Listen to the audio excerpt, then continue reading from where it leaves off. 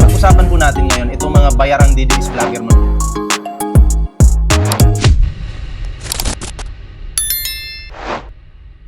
Kumusta po kayo? At ito na po, no, babanatan po natin ngayon itong isang DDS na talaga namang nang walang hiya po sa ating Pangulo, mga pre. Okay, diretso na po tayo. Okay? At wala nang patumpik-tumpik pa. Press 1 sa mga handaan na dyan. Press 1, press 1, press 1. Ayan. Kasi grabe itong ginawa nila kay Pangulong Bongbong Marcos, mga pre. Talagang pambababoy po ito. Ayan. Oo. At lulusawin po natin ito kahit gaano pa ito kataba, gaano pa baboy. Atin po itong lulusawin. Diba? Alam nyo na siguro yung ibig nating sabihin, mga pre. At syempre, sa hindi pa nakapag-like dyan, ha? Mag-like na kayo dyan. Dahil handa na po kayo, eto na. No, eto na. Bigyan na natin ito ng reaksyon. Alam kong kilala niyo to, di ba? Kilala niyo to. Magandang gabi po sa inyo lahat, ha? Sa mga bagong pasok dyan. Okay? So, eto na. Huwag na natin patagalin. Birahin na agad natin to. Diba? Ganon, di ba? So, pakinggan po muna natin. Yung serbisyong binibigay nitong bugok na ito, bugok to. Putang ina, mas mabaho pa sa bugok na itlog ito. Itong utak nito, puta, inuuod na siguro. Sa totoo lang, putang ina, sa lahat ng tao, ito yung pinakagago na makikilala ninyo, pinakatarantado na makikilala ninyong presidente. Ayan na. Sino ba yung presidente? Di si Pangulong Bongbong Marcos. Sino yung tinawag na tarantado? Bugok. Walang iba kundi si Pangulong Bongbong Marcos. Ngayon, bakit kita tinapik dito sa ating live? Alam kong gorilla ka. Alam kong pinanganak ka ng nanay mo, na gorilla din. Bakit kita tinapik dito? Yan. Alam mo, Dada, mahiya ka muna sa sarili mo. Manalamin ka. Gorilla ba ako? Iba na pala yung gorilla ngayon. Nagbablog na. Diba? Ang alam ko na sa zoo yan eh. Animal. Diba? Animal ka kasi. So, ito ngayon yung ating pupukusan, mga pre. Pero syempre, no, bago po tayo magtuloy-tuloy sa ating reaksyon, ayan, kung bago ka pa lang dito sa ating YouTube channel, huwag kalimutang mag-like, share, and subscribe para naman po maging updated kayo sa lahat ng mga uploads natin. Ayan. Siyempre, may TikTok, may Facebook po tayo dyan. Huwag kalimutang i-follow yung ating mga social media accounts. So, eto na, mga pre, no? At panoorin na po natin. Panoorin na po natin yung kanyang sasabihin dito. Isa-isahin po natin ito, mga pre. Romeo Cano, shoutout po sa iyo. Magandang umaga po, magandang hapon, magandang tanghali. Kung nasan ka man ngayon, mabuhay ka. Diba? So, tuloy. Sabi ko sa inyo, katarantaduhan to, trial and error eh. Yung serbisyong binibigay nitong bugok na ito, bugok. Katarantaduhan daw po yung binibigay na serbisyo ni Pangulong Bongbong Marcos. Paano katarantaduhan? Kasi kung katarantaduhan lang po yung ginagawa ng ating Pangulo, malamang sa malamang, ang taong bayan ay magagalit po sa ginagawa ni PBBM. Malamang sa malamang, ang taong bayan magkakaisa para pababain si Pangulong Bongbong Marcos. Pero hindi naman ang nagkakaisa lang yung mga tangan tulad nyo, dutai. Kayo-kayo lang yung nagkakaisa dyan para mapabagsak ang administrasyon ni Pangulong Bongbong Marcos. Diba? Kayo-kayo lang, mahiya naman kayo, mahiya ka sa mukha mo, kupal ka. Diba? Tuloy. Yung binibigay nitong bugok na ito, bugok to. Dahil sa sobrang gigil mo, tinawag mo yung Pangulo na bugok. Samantala, yung amo mo yung bugok. Imagine, pati karakter ni Dora, pinalitan po ni Sara Duterte. Ang naging Dora the Explorer po ay si Sara Duterte na. Imagine, pati yung totoong Dora, inagawan mo ng karapatan. Inagawan mo ng pangalan. Ikaw na yung naging Dora the Explorer. Diba? The Travelers.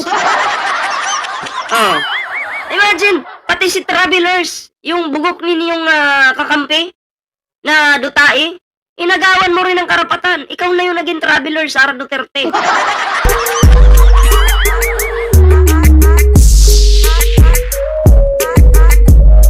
Tuloy natin. Putang ina, mas mabaho pa sa bugok na itlog ito. Mas mabaho pa daw sa bugok na itlog ang Pangulo. Can afford to tell the President, how dare you? Sakita natin to. Mas mabaho pa daw po sa bugok na itlog ang Pangulo. Diba? Namit mo na ba ng personal ang Pangulo para sabihan mong mabaho? Abay, manalaming ka muna. Yung batok mo yung nangangamoy kasi sobrang itim. Diba? Yung batok mo, amuyin mo yung batok. Hawakan mo dito. Kumuha ka ng ano. Ganito, tuturuan kita. Bumili ka ng tawas. Lagyan mo ng tawas yung batok mo. Kasi yun yung nangangamoy. Yung batok mo yung nangangamoy. Pukin ang ina mo ka, dada. Hayop ka. Gorilya ka nga kaya hayop ka. Diba? Walang hiyang to. Kabastos-bastos. Yan ba yung pinapakita niyo sa kabataan, yung inyong pagiging bastos sa presidente ng Pilipinas? Bakit ba gusto niyong mapababa si PBBM? Para ba magkaroon kayo ng bonus? Ang kapal niyo. Walang bonus ngayon. Pagdating ng Disyembre, kayo ay talagang mabubulok na sa kulungan. Yun yung katotohanan dyan. Tuloy natin. Itong utak nito, puta, inuuod na siguro. Sa totoo lang, putang ina, sa lahat ng tao, ito yung pinakagago. Sa lahat daw ng tao po, si PBBM ng pinakagago. Totoo naman yan. Diba? Totoo naman yan. Pero, sa inyong paningin lang. Pero sa paningin namin, yung Pangulo matino at kayo yung gago. Diba? Pero kung magiging DD scam, pananaw mo kay PBBM, gago. Diba? Totoo yan sa inyong paningin. Kayo yung gago dito eh. Alam mo, dada, makita lang kita, tatanggalin ko yung utak mo, lilinisan ko yan. Para makita mo yung katotohanan na nagmukha kang tanga. Na makikilala ninyo, pinakatarantado na makikilala ninyo ang presidente. Tanong ko sa inyo, tinatarantado po ba ng Pangulong Bongbong Marcos ang sambayan ng Pilipino? Hindi naman po, di ba? Lahat nga ng hakbang ng Pangulo, dinadaan po sa tamang proseso. Sa pagkaso, kung may gustuhan mang kasuhan, at yari ka, mukhang dada, naamoy ko. Yari ka dada, kasi, meron akong nasagap lang naman ang aking antena, na ang bayaderos, sasampahan ng kaso? Mukhang may ganong kwento eh. Mukhang hahabol kayo sa Disyembre, dada. Diba? Ito hindi ko naman sinasabing totoo. Hindi ko rin sinasabing hindi totoo. Ito'y maritisan lang ng mga chismos at chismoso. Diba? Paano na yan? Dada, mukhang maganda-handa ka na. Kasi, yung mga video yung mga pambababoy nyo sa Pangulo, naiipon yan. Imagine mo, dada, ilang counts kaya? Ilang counts kaya? Alam ko, pag cyber libel, pinakamababang piyansa, 10,000 to 40,000. Kung maka 1,000 counts ka, kulang pa yung sahod mo.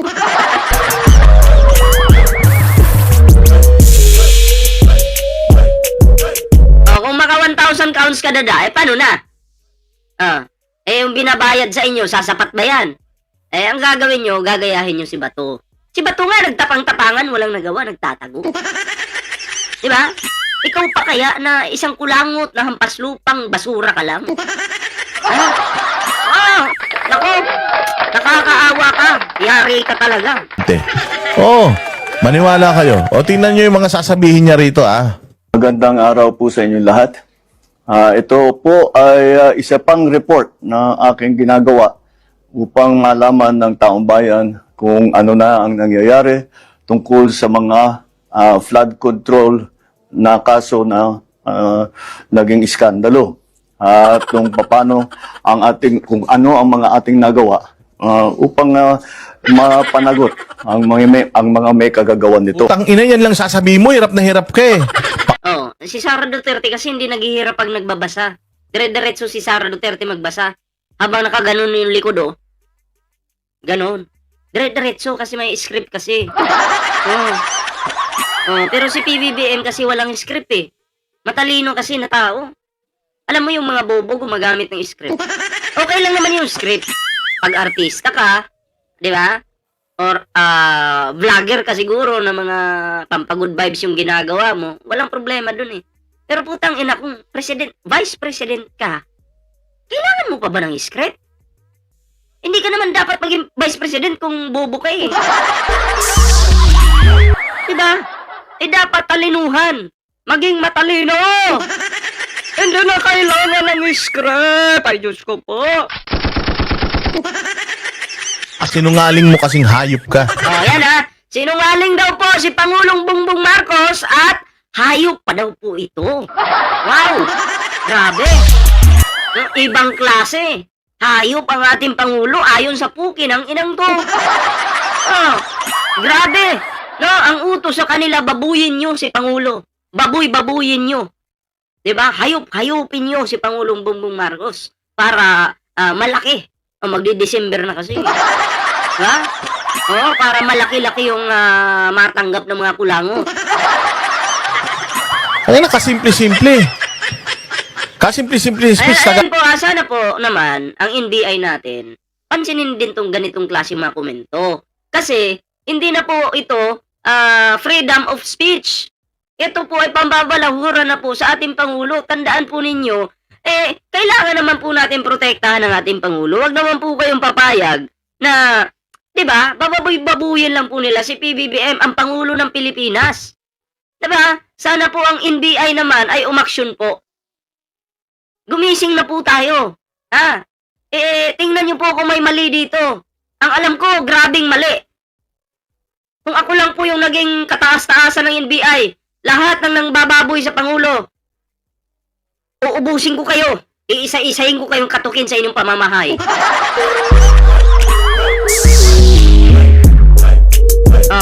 Kung ako lang yung nagtatrabaho sa NBI, kaso hindi man tayo NBI. Ano tayo, manginginom lang sa kanto. Manginginom lang ng tuba sa kanto, wala tayong magawa.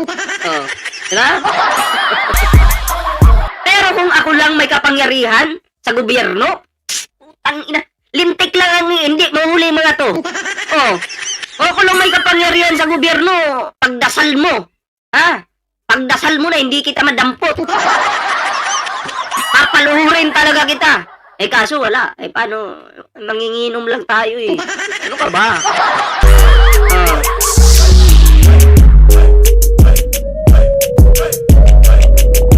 Tuloy natin. Alug pa, ikli-ikli, putang ina, hindi mai-deliver ng maayos. Yan yung sinasabi ni Aimee, na pag nakikita kita ading, na nagsasalita sa kitang-kita na talaga yung epekto nung sobra-sobrang paggamit mo ng... Yung sobra-sobrang... Anong sobra-sobra? Sobra-sobrang paggamit ng... I-mention mo ha, siguraduhin mong i-mention yung puki ng ina mo ka. Ha? Sabihin mo kung ano yung ginagamit ni Pangulo. Sabihin mo ano yun. Gamit mo simula pa nung mga bata. Kitang-kita na talaga yung epekto nung sobra-sobrang paggamit mo ng... Yung sobra-sobrang paggamit mo simula pa nung mga bata. Ano ang ginagamit? Anong ginagamit? Uy! Batukan kita dyan. Ha? Anong ginagamit? Sige, sabihin mo. Ano? Shabu? Ano? Sabihin mo. Yung hanggang ngayon, nakikita na yung epekto sa'yo. Ano ang ginagamit? Puki ng ina mo ka? Hindi mo masabi? Walang hiya ka talaga. Na kapag nag-ini-interview ka at nagsasalita ka, putsang ina, edited na nga, mukha ka pang tanga. Ano man sinasabi? Ano yung ginagamit ng Pangulo? Ano? Hindi mo masabi, puki ng inang to. Diba? Walang respeto, kaya dapat po ito ay aksyonan na po ng NBI. Diba? Sa lahat po ng nakita kong bayaderos, ito po, grabe yung nito. Sobra-sobra na po yung kanyang pambabastos sa ating mahal na Pangulo. Hindi na po tama, may tama na po ito eh. Hindi na po tama dahil may tama na po sa utak. Pasalamat ka lang, manginginom lang ako ha. Kasi kung ako yung nandyan sa NBI, may kalalagyan ka. Kita mo to, intro pa lang niya. Ito, mayroon akong panibagong mga ipipresenta sa inyo patungkol dito sa mga mainit na investigasyon na ginagawa sa corruption sa bayan natin. Alam mo, kasimple-simple, i-deliver mo yan, putang ina, para kang sanggol magsalita. Oh, ano bang issue? Ano bang issue sa medyo sa pagsasalita ni Pangulong Bongbong Marcos? Ha? Ano bang issue? Yun lang ba? Lahat naman kasi ng tao nagkakamali, 'di ba? Or sa sinabi lang ni Pangulo, wala namang mali diyan 'di ba? Pero ano 'yan ganyan siya magsalita 'di ba? O katulad mo, nagsasalita kaya puro kademonyohan yung lumalabas sa bunganga mo. Oh. 'Di ba? So, hindi ka rin namin pwedeng pigilan diyan dahil sa'yo 'yan Pero pag makita ito ng NBI, putang ina may kalalagyan ka boy. Oh. Nag-i-stutter si PBM sa pagsasalita. Inborn kasi yun, hindi siya bangag. Maraming taong ganyan magsalita. Totoo po yan, maraming ganyan magsalita, ha? Oo, na hindi po siya dire-diretso magsalita, okay? Pero si PBBM, simula po ng bata hanggang ngayon, parang ganun lang talaga siya magsalita. Anong masama doon? Krimen ba yung ganyang klase ng style ng pagsasalita? Dada, pukin ang ina mo ka, pati nanay mo, pati pamilya mo, hayop kayo lahat. Ha? Ano, krimen ba yun? Hindi naman krimen Hindi naman krimen yung tawag, hindi naman matatawag na krimen yan. Ha? Hindi matatawag na krimen yan, dada, putang ina mo. Maintindihan ko, sabog ka ba, lasing o natatai? Ang inang tao na to nakakapit. Bakit si Digong pag nagsasalita? Putang ina mo. Ang totoong lasing, kahit hindi lasing, pag nagsasalita si Digong yun. Ha? Na kahit nagsasalita, kahit hindi siya lasing, mukha siyang lasing. Ha? Bakit po? Nabangag po siya ng pintanil Kaya yung mga katarantaduhan mo, yung mga katangahan mo, yung mga imahinasyon mo, wag mong ipapasa kay Pangulo, tanga! Grabe pagkatanga talaga. Sand1 Mia, shoutout po sa'yo. Salamat po sa pa-flood control project. Salamat po at asahan nyo po yan ay pambili natin ng bakal. Hindi ko po hayaang nakawin pa yan ni Diskaya. Yan po yung totoo dyan. Sabi dito, ballpoint, bong, bayaran. Inamin ko na kahapon, bayaran ako. Mas mayaman pa ako sa inyo dahil ako, binabayaran ako ng 1 billion per day. Binabayaran ako ng 1 billion per day. Kaya, kung sasabihin yung bayaran ako yun. Ako yung number 1 bayaran sa Pilipinas. At ako, ang pinakamayaman sa inyong lahat. Ha? Imagine, dahil sa pagiging bayaran ko, halos kalahati. Okay? Kalahati mismo ng Pilipinas, pag-aari ko na yan. Pag-aari ko na yan. Hindi nyo pwedeng angkinin yan.